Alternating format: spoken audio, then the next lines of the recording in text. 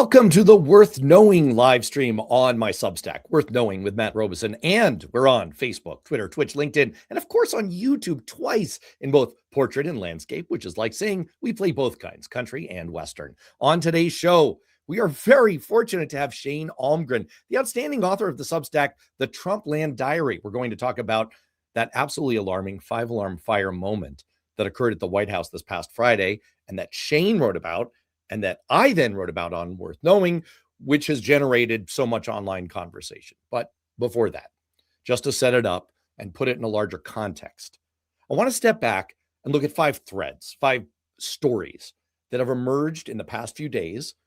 And what I think binds them together is the fact that each is a case in point of the crisis level that Donald Trump has brought us to, but they also all contain a glimmer of hope in the form of resistance, pushback, Americans, and indeed the world starting to rally together to try to contain the madness.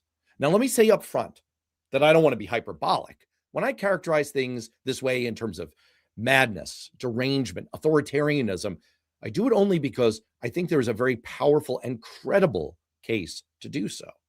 But at the same time, at the other end of the spectrum, I also don't want to be Pollyannish. I'm not trying to see silver linings where there are none.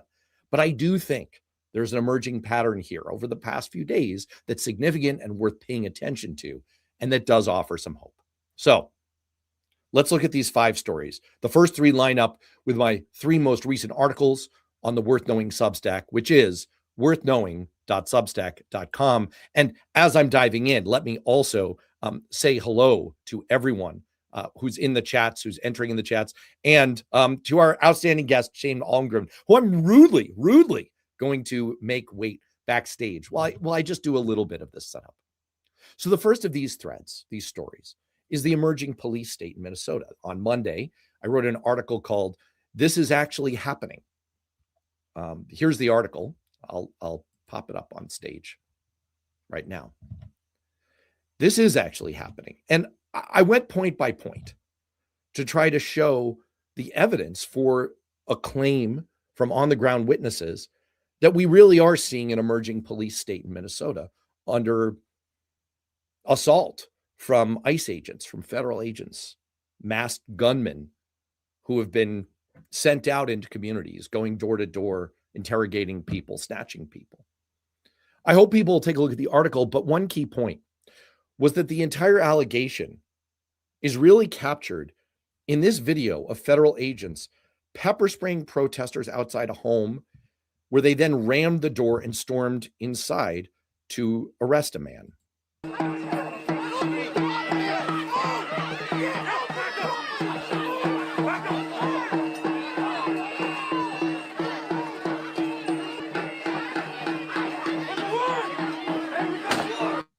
And you can see, obviously, here that they're breaking down the door, and that's illegal.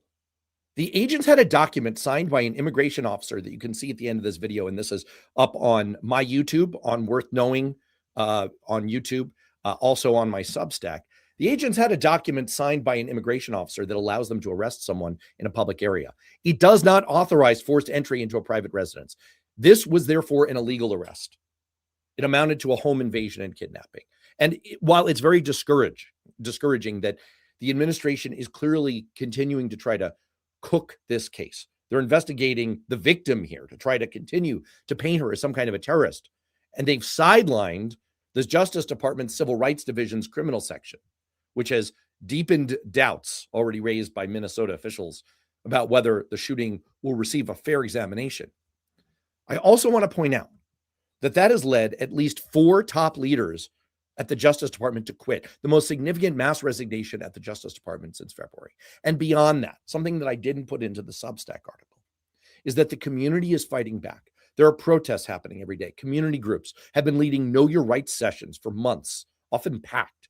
Whistles are being distributed by the thousands. You could hear them there. People are literally blowing the whistle when ICE is around. Drivers are following ICE vehicles. They're blaring their horns and warning. Businesses are locking their doors to try to protect their patrons. Schools are trying to protect their students.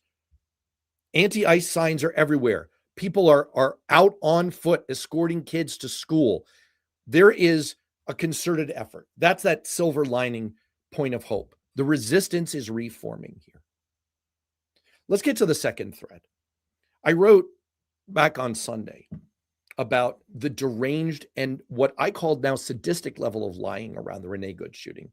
The article was called, "Does the Trump crowd actually get off on this now?" And I made the point, I made the case that what has happened with Trump's lying is that it is curdled from something that was cruel previously to sadistic. And I pointed out a piece of psychological research that was conducted in the first Trump administration, showing that Trump's lies could be categorized, as is true of all liars, into self-serving lies and kind lies, white lies, nice things you say. Oh, that hairdo looks fantastic, right? Those are nice lies, kind lies. But far more of Trump's lies than the usual are of the self-serving variety. But what's truly stunning is that the researchers had to virtually invent a third category because it was so rarely seen among the usual garden variety liar, cruel lies that are designed to inflict pain and suffering.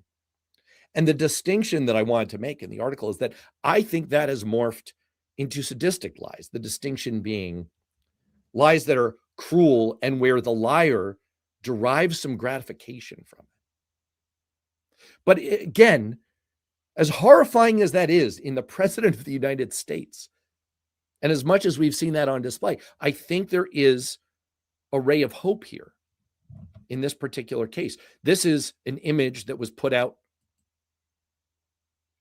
on the Substack. Sorry, I realized the previous video had long since finished playing. This is an image previously put out on the Substack belonging to Cliff Schechter, Blue Ant Media. And you can see here, this is video that the shooter released, thinking that it would exonerate him. It does not. It shows very clearly the positioning, the way he put himself in front of the vehicle, the way he shot 3 times. By the way, captures there, and I'm sorry for the trigger warning on this, captures one of the ICE agents saying, "fucking bitch," to the shooting victim. Actually says, all we need to know.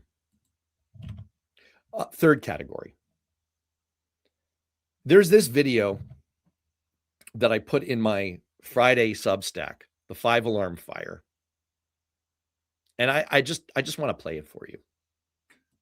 I never knew your industry was that big. I never knew you had that many people in your industry. But here we are. And if you look, come to think of it, well, I got to look at this myself.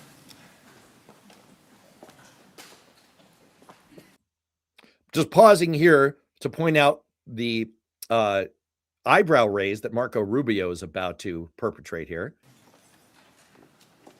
Wow. What a view. This is the door to the ballroom. Well, what did you have? Yeah, pretty awkward. And I want to shout out the work on Substack from Corinne Johansson, in which she interviewed the neurologist Cheryl Faber, who described the following. This is a definition of frontotemporal dementia. It affects the frontal and temporal regions of the brain. The frontal part of the brain regulates your decision-making. It also creates inhibition. When it isn't working, one can't regulate thoughts, desires, and decisions. Faber added, you might be impulsive, you might be rash, might be quick to anger, and it oftentimes exacerbates underlying character traits. Like if someone had previously been aggressive, they might become very aggressive. People with this form of dementia also develop issues with language. The frontal part of the brain also controls language. They do a lot of word substitution. They'll use a combination of words that don't make sense together. We call that word salad. And I just ask you, does this remind you of anybody? Anybody you might have just seen in a video like that? But the point of the article and the ray of hope here is that these are people who are very rich and powerful, saying no to Trump in the most embarrassing and public way imaginable, calling Venezuela uninvestable. And the numbers continue to pour in. It's going to cost $100 billion, take 10 years. And what it would produce if all of this were to happen all these things Trump says are magically going to come together, is not the kind of oil you get out of Venezuela that would be useful for gasoline anyway. And in fact, Trump's received so much pushback to his whole, like, oh, we're going to take the oil thing, that Politico reported that Trump just internally slammed ExxonMobil for voicing concern about his plans and saying now he's inclined to leave them out of an oil deal, to which they said, please, that's what we were asking for. Leave us the hell out of this. And by the way, don't forget the 5 Republicans who voted to advance a war powers resolution to restrain Trump from further action in Venezuela, which the administration is desperately trying to turn a few of them back. Let me get to the final 2 because I've really made Shane wait backstage far too long.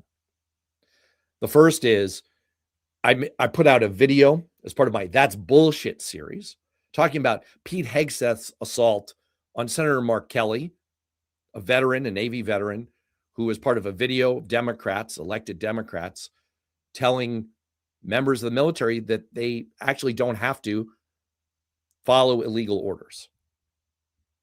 And Pete Hegseth's hypocrisy in trying to remove his rank and retirement benefits. Well, Pete Hegseth's filed a lawsuit against, Kelly has filed a lawsuit against Hegseth. And it looks like the pushback is continuing and is going to succeed. And finally, let me just raise the story that has been captivating the news for the last 36 hours. The bullshit investigation into Federal Reserve Chair Jerome Powell. The markets were spooked. The dollar weakened. Gold rallied. That's usually a sign that people are freaked out. Hill Republicans, according to Politico, are literally falling over one another to condemn, criticize, or distance themselves from this. Administration officials have rushed to distance themselves. Trump rushed to distance himself from his own move. Every living former Fed chair signed on to a letter this morning, joined by a bipartisan group of former Treasury secretaries, admonishing the move. It's been banished to the bottom of the Fox News website. Laura Ingraham thought it was pretty stupid. And a scathing piece appeared in the Wall Street Journal this morning called Lawfare for Dummies, Monetary Edition. So just to wrap this all together, I think there is a case that these 5 stories, as terrible as they are united in showing that the resistance is reforming. There is pushback, and maybe there's hope up ahead. And with that, let's get to, I would say, the number one chronicler of Trump insanity in the second term, Shane Almgren, author of the Trumpland Diary. Welcome back. Thank you, sir. Glad to be here again. I have to say, you are the founder of our feast. It was your work that caused me to riff on Friday that led to this article that's gained a lot of attention on Substack. I just take me back through this, because you did a lot of that original work here, where you're watching this video. Yep. You're going through what exactly went down here. What was your reaction? I mean, you actually have a piece up. I should put this up if I can. You have a piece up that reviews all of the horrors of the first year of Trump up on the Trumpland Diary. You have gone in exhaustive detail. You've looked correction. I've got a piece up that has the first quarter. Oh, the first quarter. Sorry, it's part 1 of 4. Yeah. But you could be forgiven because it's like 1,000 bullet points long. This is remembrance of things past. You are going to Marcel Proust, the first year of this administration. Mm-hmm. And so you know all of it better than anyone. I mean, was this one of the most shocking, if not the most shocking moments you've seen thus far, this Friday oil meeting? There were a couple moments, and we've seen these ever since. I remember when he did the Liberation Day tariffs, and he was having that conference out on in the Rose Garden before it was a Rose parking lot. And he came out there to sign the executive order, and he just walked past the desk and walked down the stairs, and an aide had to go over and grab him and kind of like direct him back up. And it was reminiscent of the time when Biden didn't know how to exit the stage. And we're like, okay, we know in hindsight, we know now how bad Biden's cognitive decline had gotten. And we were waiting to see if all the Republicans who criticized that and criticized the cover up would also start going, all right, yeah, our guy is the same thing we criticized on the other side of the aisle. And they didn't. And then each month, it seems like there's a new thing that progresses worse. It's more obvious. It's like, at what point do you, how far does he have to go before your partisan hackery can melt away and you could go, there's something here. But in the middle of a meeting, he just stops and wanders over to the window, and he's talking about his ballroom. And it was Rubio's eyebrow raise that gave it away. I was like, all right, this is not planned. He's looking at JD Vance like, ooh, the train has left the station here. What do we do? But between that and the note, when Rubio passes the note and Trump is talking, he goes, oh, here, we got a note from Marco. He passed me a note. He said, go back to Chevron. They wanted to discuss something. It's like he didn't have any idea where he is, what's appropriate. I mean, Papa. And I didn't even mention that in my piece, but you detailed this in yours, where he literally, it's like on SNL, they did this parody where he reads the stage direction as he's giving a Christmas message, walk over, hug tree. And he literally did that in the middle of this meeting. Like, he didn't realize. And then he called himself out. I am supposed to do this. It was bizarre. It harkened back to that moment in the 2016 debate where he basically destroyed Marco Rubio's presidential campaign when he accused him on stage of behaving like a robot and repeating his talking points. Oh no, it was Chris Christie who did that. Sorry, it was Chris Christie who shivved Marco Rubio by saying, look at him, look, he can't get out of his pre-programmed routine of repeating his talking points. And here's Trump literally like unable to say, like, you know, pass this off. So he reads out his stage direction. Yeah. And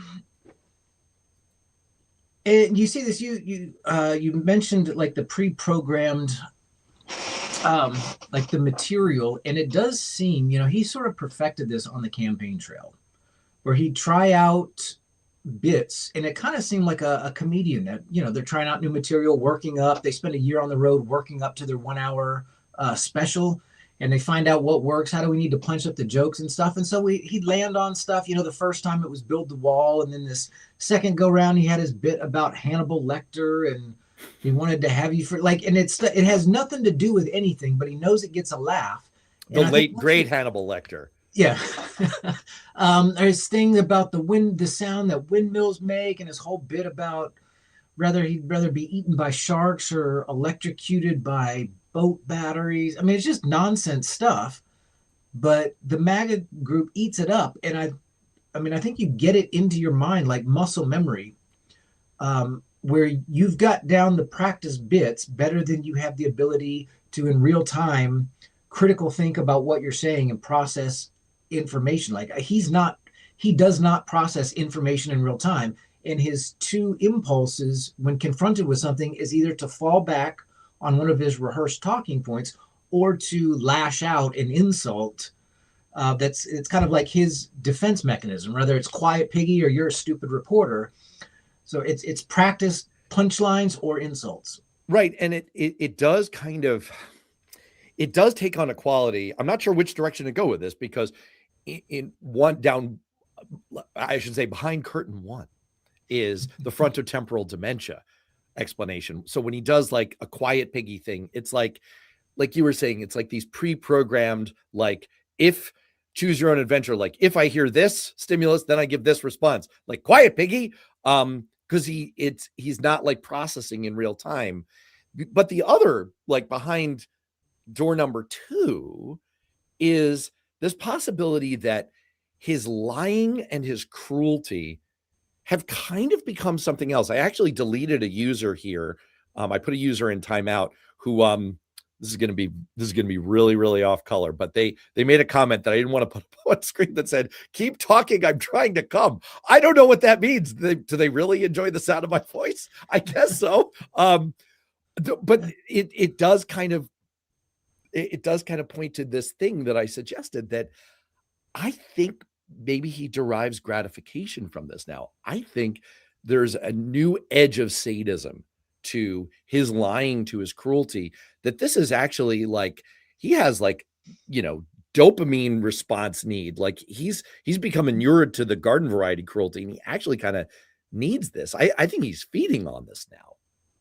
Well, if that's what you get your fix from, obviously, if you're fiending, each time you need a higher and higher dose to feel what used to be like, one hit or whatever. But his niece, Mary Trump, she's got the podcast. She's talked forever about, how Uncle Donald was, with him, cruelty was always the point. A lot of the people that were, surrounding him from,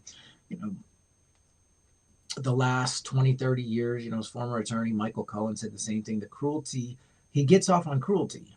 And it was a thing, I believe his sister said the same thing.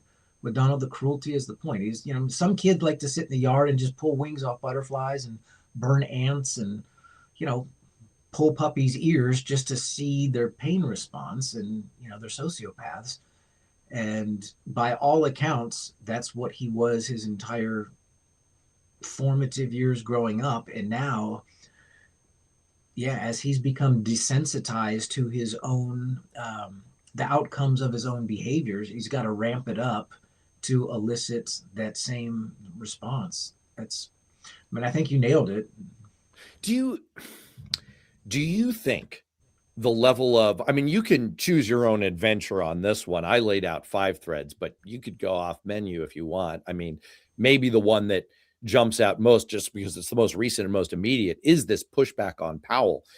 Do you see signs of a resistance reforming here, and one that cuts across Republican and Democratic lines, or am I being a little Pollyanna here? No, I think we started seeing a break. People who were inclined to go along with whatever he said, with the Epstein vote, when some of the House Republicans, I know Nancy Mace, Lauren Boebert, Marjorie Taylor Greene, when he had tried to contact them and persuade them to change, and they were like, no, they dug in their heels. And I think people started kind of to realize that, wait, if you stand up to the bully, especially if we're united, he isn't quite that scary. I know the Fed just put out a statement today that they stand behind Jerome Powell. And, it's not even been 6-9 months since Trump was going after the law firms of the universities, and we would just see this capitulation.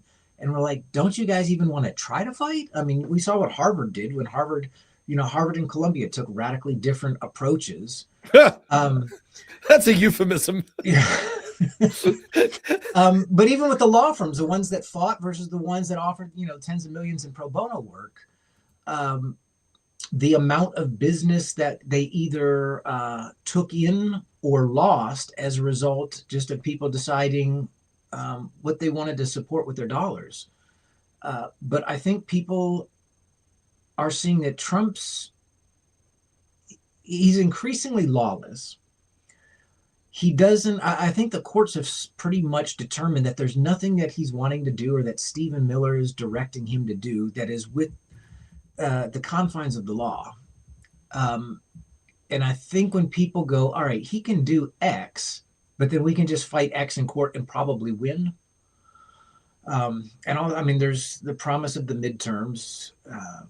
He's a lame duck president, but he's maybe only got 10 months to a year of being able to do anything before he gets impeached, which he certainly should. But I think people are emboldened where they realize this is like a trapped animal that's just kind of going feral because he's cornered. The moment, to me, I think the Epstein files primed the pump. Yes, that was on the nose. I'm going to go with it anyway. I think that started to create a chink in the armor. I think the Brendan Carr pushback around Jimmy Kimmel was another one. I think that was a really important watershed moment because you had this clearly illegal overreach, authoritarian, Orwellian moment. And people actually responded and they put pressure on a private company that was like, whoa, we didn't want all this smoke. And they started to back down. And the administration realized, like, shit, we actually can't just bully everybody into all this. They still wield a tremendous amount of power. I mean, again, I want to tap the brakes on myself. I'm not trying to suggest that this is it. It is the easiest form of clickbait on earth that you avoid on the Trumpland Diary. Kudos to you. It's the easiest form of Trump clickbait in the world to say, this is it. This is the end of Trump. We got him. He's fucked. And it never really turns out to be the case. But as much as I put in a lot of work to put together the receipts on what's happening in Minnesota, the emerging police state there, all of the things that are being reported from the ground, are they real? Are they verified? Are they credible? I think the same receipts are there if you tie these stories together and these threads together that you're seeing among Republicans, among private sector companies, among Democrats, who Kinky Streets keeps pointing out. By the way, I want to shout out one of our common commenters, Kinky Streets, who is on it today. That his point is he thinks the Democrats have been weak as hell. Schumer, Gillibrand, zero pushback. I mean, fair, man. He's not wrong. Fair, yeah, not wrong. But I still think that you tie all these together, and what you're seeing is a lot of, hey, no. And maybe it's the incipient lame duckism. Maybe it's, seeing examples of, I am Spartacus, like you're going to push back. You're going to push back. I don't know which it is, but you put the whole picture together and it does seem like there's a rising tide. And there's something, the administration seems to be somewhat aware of what they're doing. Like you just mentioned Brendan Carr with the FCC. And, you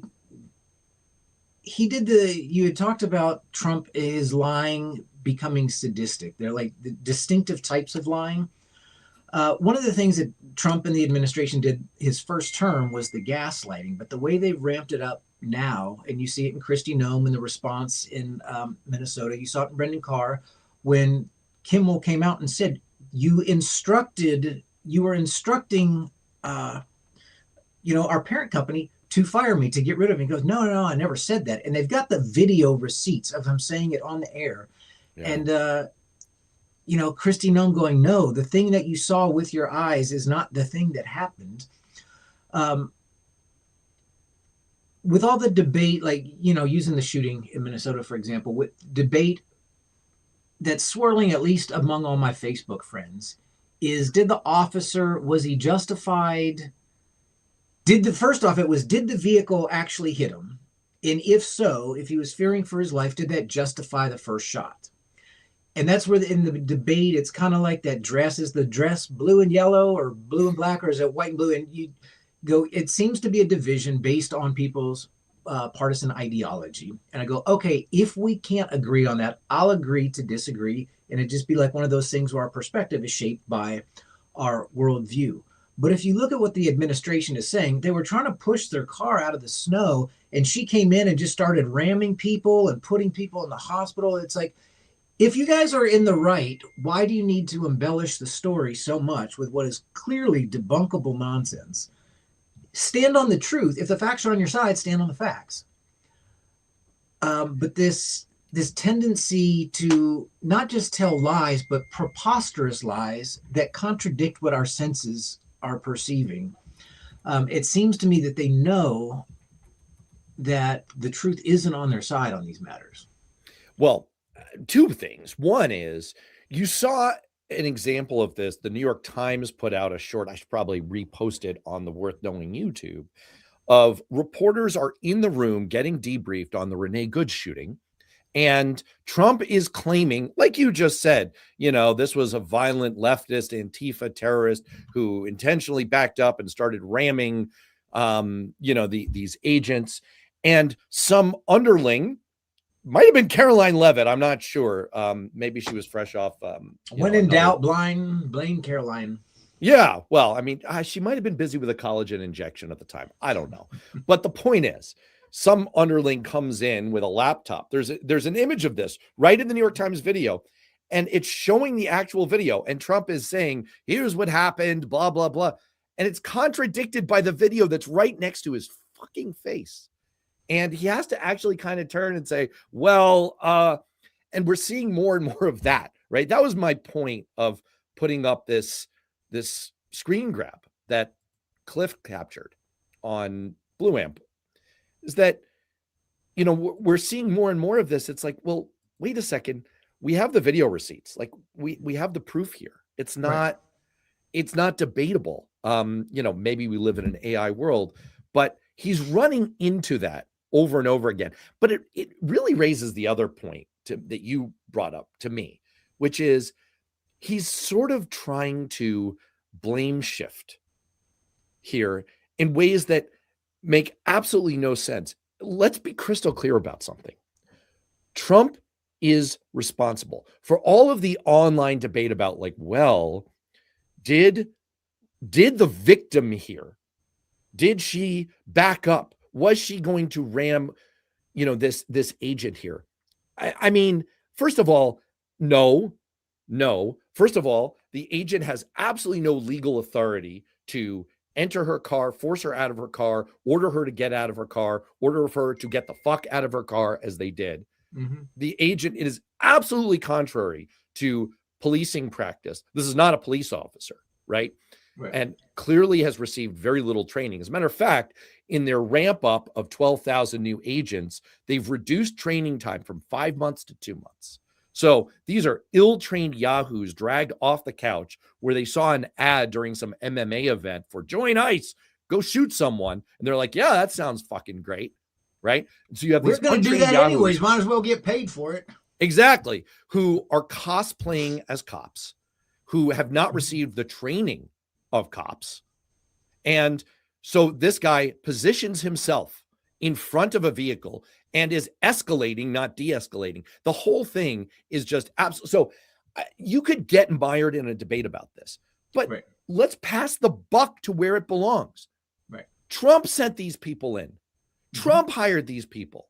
Trump enabled Stephen Miller to live out his sick fantasy of what he wanted to do to immigrants in this country. Trump is responsible. It's like RFK Jr. has had this sick agenda, this psychosis. He doesn't believe in germ theory. And lo and behold, he gets in front of the Senate for his confirmation hearings and says, yeah, everything I've been saying for 3 decades about how I don't believe in germs and I want to get rid of vaccines, never mind, it'll be fine. And Senator Bill Cassidy credulously believes it and says, sounds great. Parole granted. No one who speaks German could be bad. And that was a Simpsons reference. Simpsons. Like super old people like me. And lo and behold, he gets there and he's like, yep, we're going to shit can 6 of the 18 recommended vaccines as part of the vaccine schedule. And people are like, oh no, what could have been done to stop this? And isn't RFK a mess? No, you know who's a mess? Donald Trump. Anyway, okay, I said a lot there. There was going back to the meeting with the CEOs. Another thing that jumped out was he took the side trek to go stare out the window and talk about his ballroom, and then he got into the weeds on Greenland and said something that I had to make a joke about last night.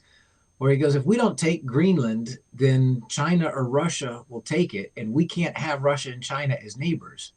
And I was like, Grandpa has apparently had a map pinned up.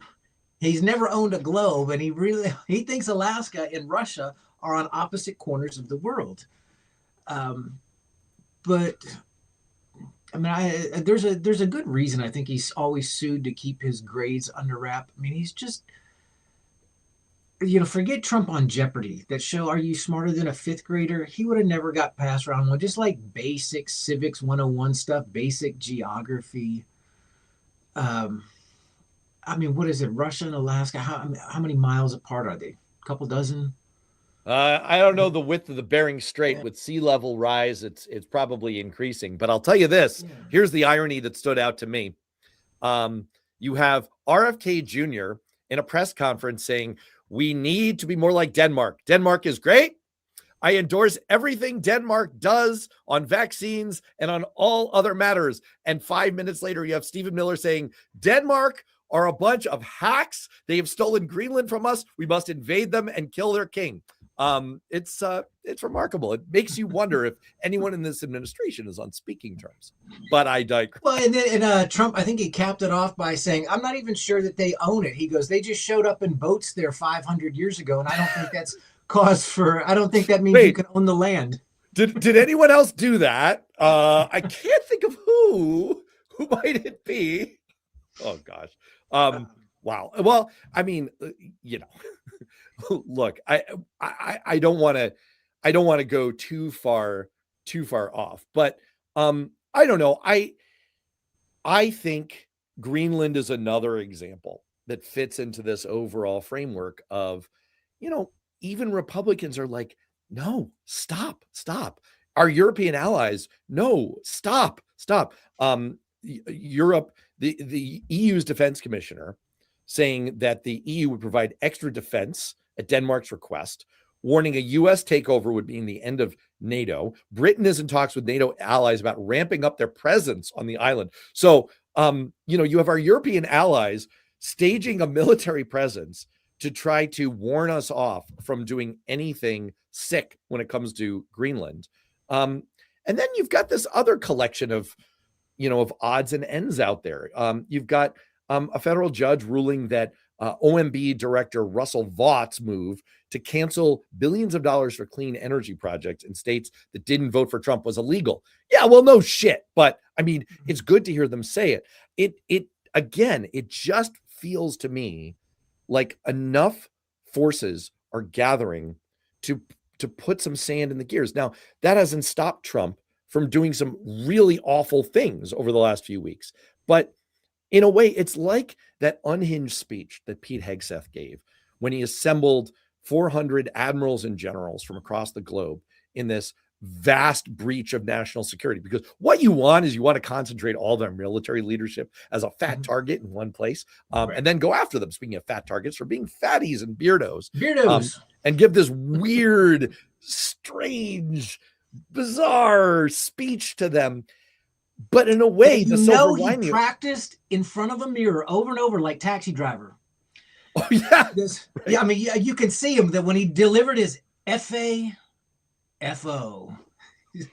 I mean, that little. You talking to me? Rapist, I can see him. There's no one else here. You're talking to me.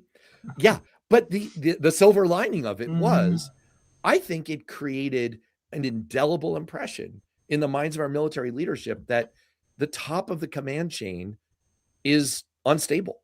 And talk about the military. I think the reason this whole thing hit home of you have an obligation to not obey illegal orders is, I mean, they're worried about this. It's not just Venezuela. It's not just the boat bombing. It's there's a real possibility of them issuing illegal orders that the military leadership doesn't have to obey and that they're suspicious of already.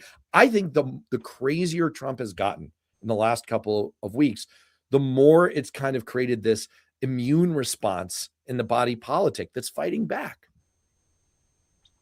Yeah, that was, I mean, that whole video that the 6 lawmakers put out, it traces back to last spring when they had fired all the JAG officers, the military, the attorneys that are there on hand to advise on whether or not any courses of actions are legal. And apparently most of these guys were gone, and there were some people involved in the bombings and the targeting of the boats in the Caribbean that were questioning whether or not this was, they still followed through, but they had their doubts about it.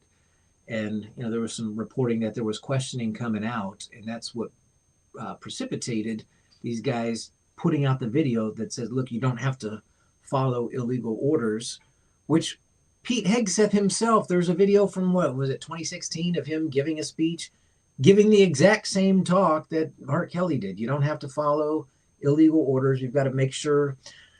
In fact, that was the subject of my most recent episode of That's Bullshit, which is available currently on Worth Knowing on YouTube. Absolutely. Let me put you on a slightly different track. Okay. Thinking of your magnum opus for a second, which you have just completed part 1 of 4. This is going to be, man, do you sleep at night? Like this is going to take you a long time, dude. Thinking back to that, I know that you're covering events from a year ago. What's the number one thing that you wish when you were reviewing all of this, all the stuff that happened a year back, that you think probably has gotten washed out of our brains because so much has happened since then, but you wish people would remember and think of more?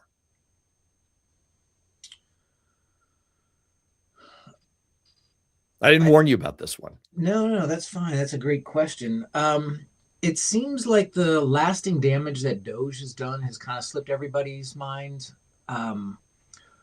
They came in, I don't know how sober Elon was. I mean, we know he was on a lot of ketamine, so I don't know how substance influenced some of the decisions making were, but the damage that they did, the lies they told to justify continuing the damage with the wall of receipts that they had, none of it added up. It was a fraction of what they said. But it was sort of a justification to allow Trump to run wild with the budget, which is, I mean, he's going mad with the stuff that we're spending taxpayer dollars on. The deficit's up, the debt's up, but the amount of damage. I mean, I don't think it's hard to explain to people who have never left the country what soft power is in terms of foreign policy. So just getting rid of USAID. What that did around the world, it created a power vacuum. If you want to look at it, go back in time, look at what happened when we removed Saddam Hussein. And for all his authoritarianism, he kept an iron grip on that, on the Middle East there. And the amount of infighting that broke out between Al Qaeda and ISIS, there were like 3 different terrorist organizations that were all just destabilizing the region that they didn't realize. For what he did to his own people, he at least kept the region stable. So people don't realize that all this soft power, when they took it away, we created a vacuum that China is stepping in and filling. So we basically shot ourselves in the foot in the name of saving a little money to pay down the deficit, which doesn't appear to have been a real objective, or at least it doesn't appear to have been tackled with realistic expectations, because it was just a dent. Creating the kinds of situations that Trump has been, because he fear mongers. We've got to do X or this very bad thing is going to happen. And that's not really what's going to happen, but he's got some dumb solution to a problem he's misdiagnosed that actually causes the real problem he was lying about protecting us from. So now we've got more Chinese influence around the globe to worry about as a result of, just the USAID stuff. But the thing, scientific research, we've got scientists that are, bailing on the US and going to Paris. It's going to take us decades to recapture that. Cancer funding, Meals on Wheels. I've got like 100 bullet point list of just all the things that Doge canceled. And, Trump and Elon had that public falling out. And then so we kind of forgot that they've gotten back in each other's good graces. And we're like, well, Doge, that was just a one-off thing. That was taking a sledgehammer to load-bearing walls of our government. And let me just add on, because there's a lot of active conversation in the chat, as always, which I'm trying to keep up with and get everyone's chats up on the screen. And as always, I'll just announce that my policy here is if you're not actively trolling or being abusive, I will put your comment up on screen, even if it is Donald Trump is the greatest president ever. And even if you're probably a bot, that's fine. I see Timothy's asking you're against getting. Yeah, I'm just going to go ahead and say to Timothy Levin 2661, possible human, possible not. Maybe you are. Yes, I'm against getting rid of USAID. That action will have killed 250,000 children this year. So yes, I'm against that. And by the way, I'd like to memorialize this out there. I agree with your assessment, Shane, that the most significant thing that I think people have probably forgotten about is the destruction of USAID because of the amount of disease and death that Donald Trump created around the world, killing 250,000 children this year, an estimated 14 million people over the next 5 years. If you think you're getting a fucking Nobel Prize, think again. I hope people don't forget that. Okay. Sorry, moving on. Just had to editorialize there. I mean, the other one that stands out to me really is the science research. I know it's nerdy. I know people don't want to talk about it, think about it. I just suffice it to say, I wrote in Newsweek a year ago with a friend and colleague who is an economics professor at UMass Amherst, that there was an incredible opportunity. There's bipartisan support for science and technical R&D. Federally supported science is the greatest thing that the United States government does or has ever done. Investment from your tax dollars, from your grandmother and grandfather's tax dollars, is what created the modern world around us. Virtually every invention you can think about in the virtual background behind Shane, the real, this is not virtual, this is an actual real background behind me. These are real books. Look, see? Oh, that's a real book. Virtually every invention, everything that you're innovating through, if you're on a phone right now, every piece of technology came out of a federal investment. This is something the private sector is desperate for, makes the most difference in our long-term economic growth and our welfare. And they've gutted it. That's the other one that I hope people won't lose track of. Did my little filibuster there give you more time to think of anything more? Well, I was invested in listening to you. Well, it's because, maybe not like that earlier listener, but apparently my voice has that kind of effect on people. I don't know. It seems to be all right. Tell me what you're working on. Tell me what you're working on now. You're doing this 4-part series on the Trump timeline. What else is grabbing your attention as you look out as the #1 chronicler on Substack of this second age of Trump that we're trying to survive? What are you looking ahead to in the next couple of months that you've really got your eye on that you think is worth paying attention to? So the piece that kicked off I'd say my Substack residency, that built it up, was the piece. You're an artist in residence? Well, I've been there for a year now, so that's a residency, right? Yeah, you're like John Bon Jovi at NBC, or the artist in residence. It was a piece on the PayPal mafia and Peter Thiel and Elon Musk connection, Thiel's owning of JD Vance and the whole Silicon Valley tech bro, their kind of their buy-in to the teachings of Curtis Yarvin. And then I followed that up with a piece more specifically about Thiel and Greenland, because these tech bros have been pursuing it for a while. Peter Thiel invested in Praxis, which is one of these free state things that wanted to, build on Greenland. Elon wants to go there to practice for terraforming Mars. So the tech guys all have motives that have nothing to do with U.S. national security. It's, how do they enrich themselves and prepare for the next evolution of their corporate endeavors. But in researching this, I came across the Technocracy, which was the last big piece I had posted, which was a movement from the 1930s that Elon Musk's grandfather was one of the big pioneers of. And it was this idea, kind of like the modern tech bros, they want to do the corporate monarchy thing, where now we don't have any voting. We install a corporate CEO who rules, like, we have techno-feudalism, and he's like the king or the lord, and everyone else is the serfs. And we're like, well, this all comes from Curtis Yarvin, and this is sort of dystopian, this guy that started writing back in like 2003. And you go, no, you go back to the 1930s, and the technocrats were the same thing. And they'd been disillusioned by the harm the Great Depression had done. And they thought your scientists and your engineers, the people who are technically savvy, would be much better in the leadership role, and people should be, rather than voted in by the masses who are idiots, they should be installed by other like-minded industrious types who could recognize mechanical talent when they saw it.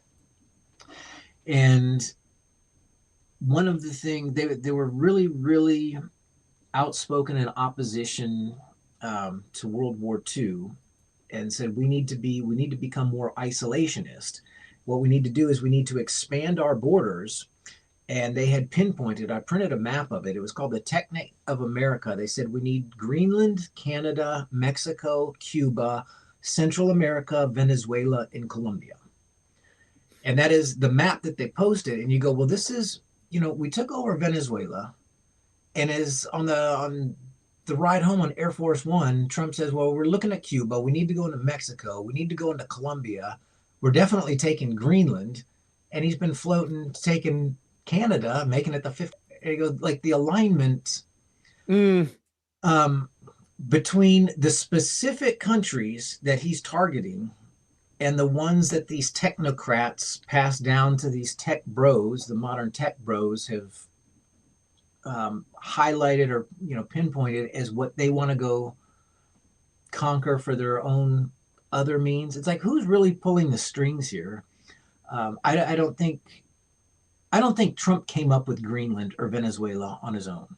I think somebody told him, and I'm sure they told him reasons that they knew he would go along with that had nothing to do with the reasons, their ulterior motives for doing it. That is absolutely fascinating. And I will say, if people are so moved, I recommend subscribing to the Trumpland Diary and go back. It's not hard to find in the archive. Go back and find that article on Curtis Yarvin and Peter Thiel and this whole mafia. This is how you and I met. Right. I wrote about, in Newsweek, I wrote about your article. I cited it, and we started, you popped on the live stream and we started talking about it. And, it shares some DNA. Your article and my experience of coming across it shares some DNA with the piece I just wrote yesterday on It Is Actually Happening, because it was an instance of something that I came across on the internet. And my neighbor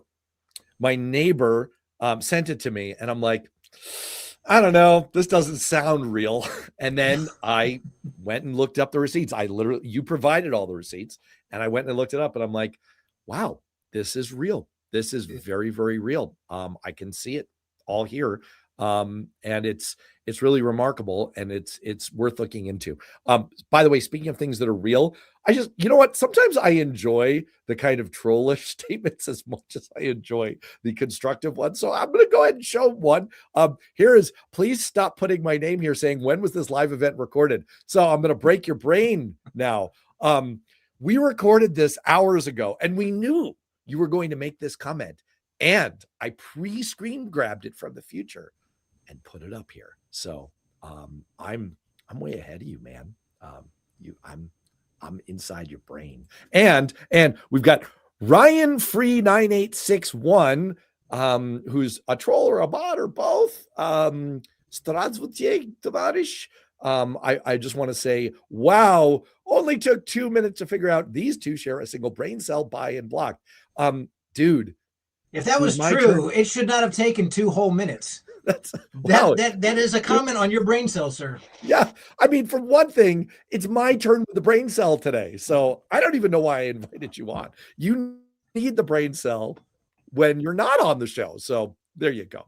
All right. So that's what you're focused on next. You're kind of continuing on this thread of, where does Trump get his stuff? And by the way, I just want to make a connection point for people who are just coming across this live stream.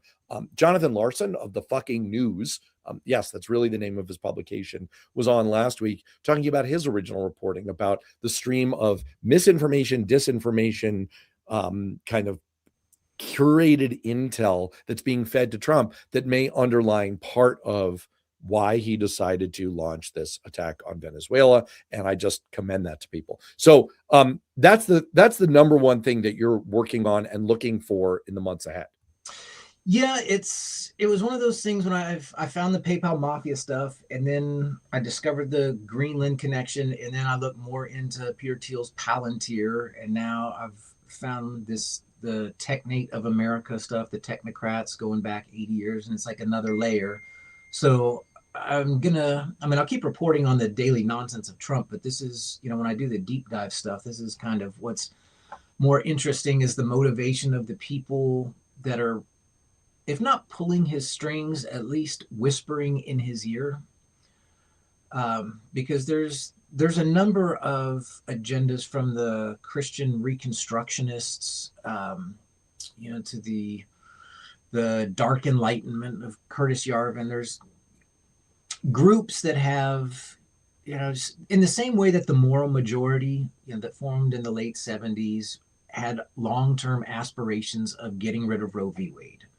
There are these groups that have been around for decades that have long-term aspirations, whether it's the policies that have been implemented as part of Project 2025. A lot of them have overlapping goals for very different reasons. So they're kind of helping each other get there. I don't know if they know each other's reasons. They see a common interest. But just trying to unpack things that go, wait, all right, you said you have a mandate. You said it's America first. None of this has anything to do with how does offering, Greenland, everyone in Greenland, $100,000 if they'll become the 51st state, how is that America first? How is,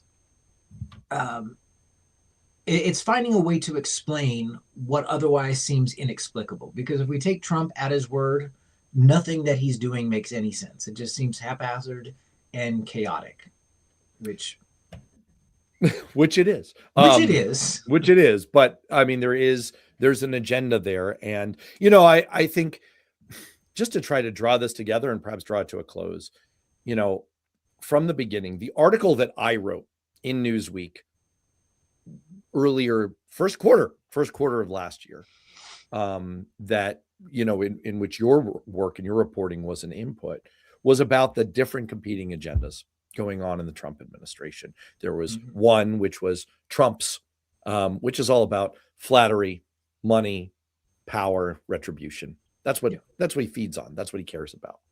And then there's the Russell Vought faction, the Heritage Foundation, Project 2025 faction, which, kind of embedded themselves in him like remoras on a shark. And we're basically using Trump and giving him the things that he wanted to enable their extraordinarily far-right agenda. Right. And then there's the Peter Thiel, Curtis Yarvin kind of, they're sort of like Hydra embedded inside of S.H.I.E.L.D. They're another parasite inside the parasite that, is aligned with the sort of the Doge thing, the Russell Vought thing, but they had a deeper agenda, this kind of dark enlightenment agenda. And it was hard to see what was really driving the bus and what would drive the bus long term. But for the time being, they were like an evil Venn diagram where they were all lined up. And what I'm looking to see, and I'll be very interested to see your writing and your reporting on this in the months ahead, is where do we go as Trump runs out of road in the next few months? If my thesis here is right, and the resistance is reforming and the pushback is real, if, as Republican Matt Wiley, who I do this show with on Fridays called Political Rehab, if he and I are right in our contention that we're going to see a record number of retirements in the U.S. House this year, that Republicans are secretly, quietly beginning to kind of come together around, this is far beyond anything we voted for, and this is miserable. And we want out. Like Marjorie Taylor Greene just said, like Elise Stefanik just said, like Lauren Boebert seems fixing to be ready to say. Yeah. If, as that continues, as the midterm picture starts to look worse and worse, as the lame duckery advances, I'm wondering what's going to happen with those three bullseye Venn diagram aligned forces. Is Russell Vought going to start to see, hey, I'm running out of outs here? Is he going to make a desperation move? Is Yarvin, Thiel, Musk, are they going to make one last grasp to do something dramatic while they still can? What is Trump going to do, since he practices the rotating credit card debt of theory of scandal, where he moves off of one thing by doing something even worse? Right. I think it's going to be a perilous and troubled next few months. I I'm think not. he's about to Frankenstein Epstein back to life to take everyone's focus off of Greenland. Yes, when you have to double down on Epstein because that's the best distraction story you have going, things have really gotten bad. So I don't mean to turn from kind of like a hopeful framing to a more kind of troubled framing right here at the very end. But, I think we've got a cornered animal right now, and it's something to be worried about. But I do think that the forces of resistance kind of regathering their strength is a bright spot. And it's something that I am looking forward to ahead. So, all right, look, I've kept you long enough. Sorry to the people in the last few months, last few minutes who have been getting quotes up here in the chats. Sorry that I missed out on that. But Trumpland Diary, I hope people will check that out on Substack. Shane Almgren is the author.